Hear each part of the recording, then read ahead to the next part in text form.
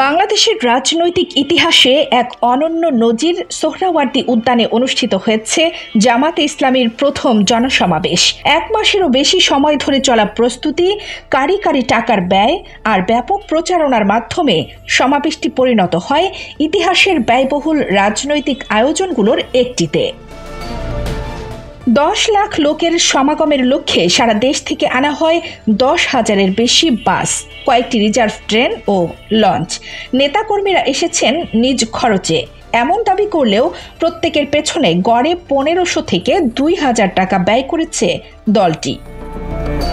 শহর থেকে গ্রাম সর্বত্র ছিল লিফলেট, ব্যানার আর বিলবোর্ডের ছড়াছড়ি। দলের প্রতীক দাঁড়িপাল্লা ও জাতীয় পতাকা হাতে বর্ণিল টি-শার্ট পরে যোগ দেন নেতাকর্মীরা।